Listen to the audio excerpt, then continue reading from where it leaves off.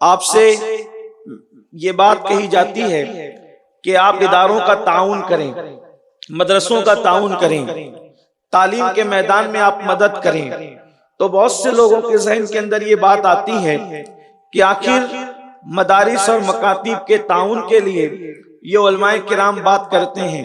کچھ لوگ اس پر طعن اور تشنیع بھی کرتے ہیں کہ یہ لوگ زکوٰۃ خور لوگ ہیں، زکوٰۃ جمع کرتے ہیں اور یہ کرتے ہیں وہ کرتے ہیں۔ پہلی بات تو لوگوں کے ذہن میں یہ بات ہونا چاہیے کہ زکوٰۃ اگر علماء جمع کرتے ہیں تو وہ اپنی خاطر نہیں جمع کرتے بلکہ اللہ کے دین کے لیے جمع کرتے ہیں، اور دین کی راہ میں، علم کی راہ میں مدد کرنا، تعاون کرنا، امداد کرنا، یہ کتنی بڑی بات ہے۔ یہ سرکار مخدوم اشرف جہانگیر سمنانی سے پوچھئے، کوئی جاہل تو عالم اور علماء کی توہین اور بے ادبی کر سکتا ہے، لیکن جس نے خود علم حاصل کیا ہو،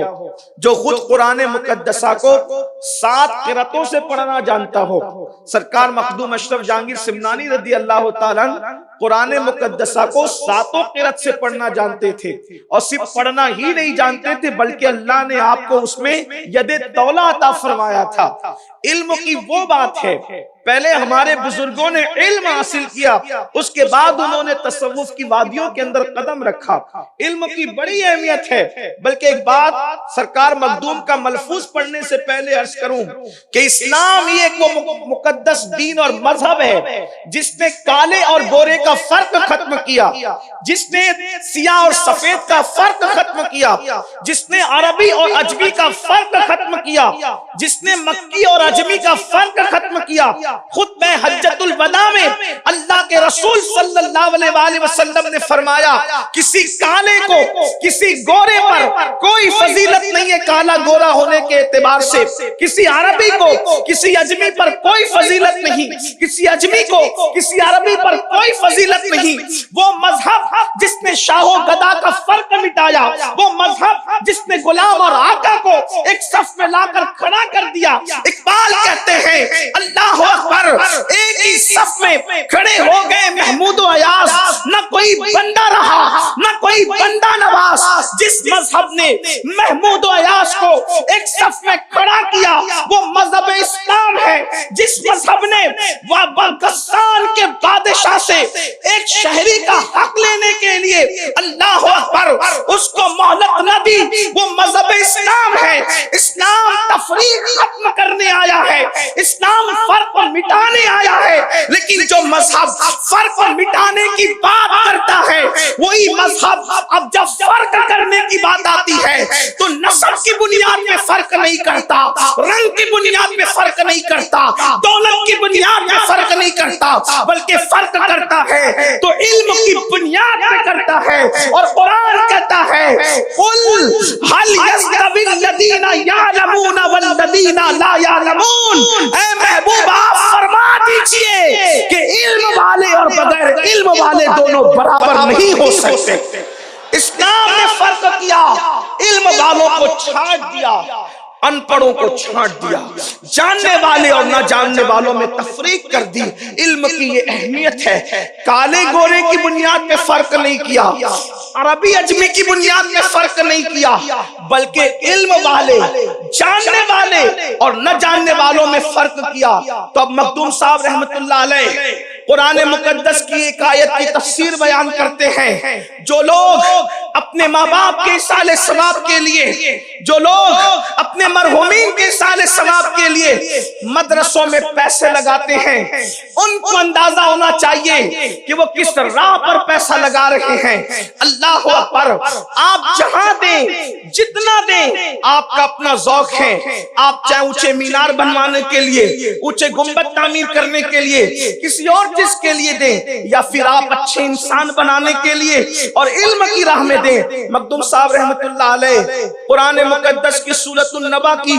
آخری آیت کی تفسیر اپنے ملفوظات میں بیان کرتے ہیں، جس کو حضرت علامہ نظام الدین یمنی رحمت اللہ علیہ لکھتے ہیں، اور فقیر قادری اس کا مفہوم اپنے الفاظ کے جامع میں پیش کر رہا ہے۔ مخدوم صاحب آیہ کریمہ کی وہ تشریح کرتے ہیں، اللہ فرماتا ہے وَيَقُولُ الْكَافِرُ یا لیتنی کنت ترابا، کہ قیامت کے دن کافر تمنا کریں گے کہ کاش ہم مٹی ہو جاتے۔ تراب کا مطلب ہوتا ہے مٹی کے، اور آپ جانتے ہیں کہ قرآن مقدس کا یہ معجزہ ہے، قرآن مقدس کا یہ اعجاز ہے کہ قرآن کا ایک معنی آپ اپنی مرضی سے حتمی طور پر مقرر نہیں کر سکتے۔ امام عبدالوہاب شارانی اپنی کتاب میں لکھتے ہیں کہ قرآن زندہ کتاب ہے، زندہ کتاب۔ قرآن کا نزول بند ہو چکا، قرآن کا نزول بند ہو چکا، لیکن قرآن کے معنی کا نزول آج بھی عاشقوں کے دل پر ہو رہا ہے اور قیامت تک ہوتا رہے گا۔ اور اگر کسی کو یہ بات سمجھ میں نہیں آتی تو اس کو معلوم ہونا چاہیے، جب غالب اور اقبال کے ایک ایک شعر پر ہزاروں کتابیں لکھی جا سکتی ہے، جب بندوں کے کلام میں اتنے معنی ہیں تو خالق کے کلام میں کتنے معنی ہوں گے، اور وہ کلام کے معنی کی رانائیوں کا عالم کیا ہوگا۔ اس لیے امام عبدالوہاب لکھتے ہیں قرآن مقدس کی ایک ایک آیت کی 70 ہزار تفاسیر ہے، ایک ایک آیت کی 70 ہزار تفاسیر ہے۔ اس میں الدولت المکیہ کے مقدمے میں امام اہل سنت نے بھی اس کی طرف اشارہ فرمایا کہ ایک ایک آیت کی 70 ہزار تفاسیر، اور یہ ظاہر میں ہے، اور جو علم سینہ علم باطن ہے اس کی تو کوئی حد اور شمار ہی نہیں۔ جو حال کو چھوڑ کر قال کی طرف جاتے ہیں پھر اس کی تو کوئی حد و شمار ہی نہیں، اس کا تو کوئی حصر احاطہ ہی نہیں کر سکتا۔ تو مخدوم صاحب آیہ کریمہ کی تشریح بیان فرما رہے کیا، وَيَقُولُ الْكَافِرُ يَا لَيْتَنِي كُنْتُ تُرَابًا، کہ قیامت میں کافر کہیں گے ہائے افسوس ہم تراب کیوں نہیں ہو گئے۔ تراب کا ایک معنی تو ہو گیا مٹی کے، یعنی اللہ کا عذاب قیامت کے دن جب کافر دیکھیں گے تو وہ تمنا کریں گے کاش ہم مٹی ہو جاتے تاکہ اللہ کے عذاب سے بچ جاتے۔ لیکن اب ہمارے مخدوم اس کی تشریح اب فرما رہے ہیں، ایک معنی یہ بھی ہے اس کا، فرماتے ہیں تراب نام کا ایک کافر تھا، توجہ کرنا، تراب نام کا ایک کافر تھا، وہ رستے سے جا رہا تھا، اس نے دیکھا ایک طالب علم اپنے قلم سے کچھ لکھ رہا ہے، اور لکھتے لکھتے اس کا قلم زمین پہ گر گیا ہے۔ تو تراب نام کے اس کافر نے اتنا کیا کہ اس قلم کو اٹھایا اور اٹھا کر کے اس طالب علم کو دے دیا، یہ لو تمہارا قلم۔ اس نے اتنا کیا، کس نے کیا؟ تراب نام کے مخدوم صاحب اپنے ملفوظ میں فرما رہے ہیں، وہ تقریر کے ساتھ شائع بھی ہو چکی ہے آج کل، آپ اس کو دیکھ سکتے ہیں، رضا اکیڈمی والوں نے شائع کیا۔ ایک قلم طالب علم کا گرتا ہے زمین پر، اور تراب نام کا کافر اس کو اٹھا کر کے دے دیتا ہے۔ قصہ ختم ہو گیا، بات ختم ہو گئی۔ اب جب قیامت کا دن ہوگا تو تراب کو اس کی برادری والے تو کافر ہی سمجھتے تھے، اس کو انہوں نے مسلمان تو نہیں سمجھا، ایمان والا تو نہیں سمجھا۔ تو تب قیامت کے دن دیکھیں گے کہ تراب جنت میں جا رہا ہے۔ تراب کہاں جا رہا ہے؟ جنت میں جا رہے تراب۔ تو اس کو دیکھ کے اس کی برادری کے لوگ پوچھیں گے او تراب، تو ہم میں سے تھا، تو ہم میں سے تھا، تو جنت میں کیسے جا رہا ہے؟ یہاں تو جنت میں مومن جا رہے، تو کیسے جنت میں جا رہا ہے؟ تو تراب کہے گا یقیناً میں تم میں سے تھا لیکن تم میں سے ہوں نہیں۔ اس کی وجہ یہ ہے کہ اللہ نے مرنے سے پہلے مجھے ایمان کی دولت عطا کی، اور مرنے کے بعد اللہ نے مجھے جنت میں مقام عطا فرما دیا۔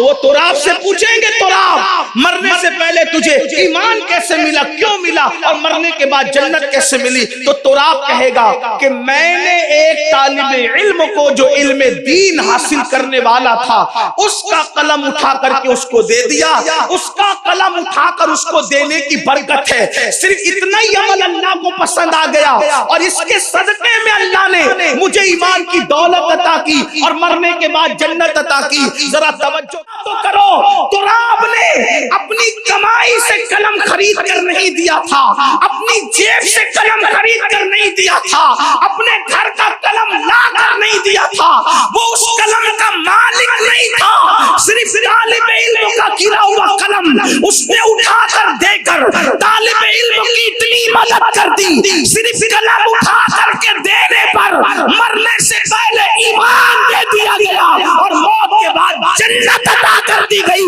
گرے ہوئے قلم دینے والے کو یہ مقام دیا جاتا ہے جو اپنی محنت کی کمائی سے ان مدرسوں پہ خرچ کرتے ہیں، اپنے مرحومین کے نام پہ دیتے ہیں، اللہ ان کو اور ان کے مرحومین کو کیا مقام عطا فرمائے گا۔ نعرہ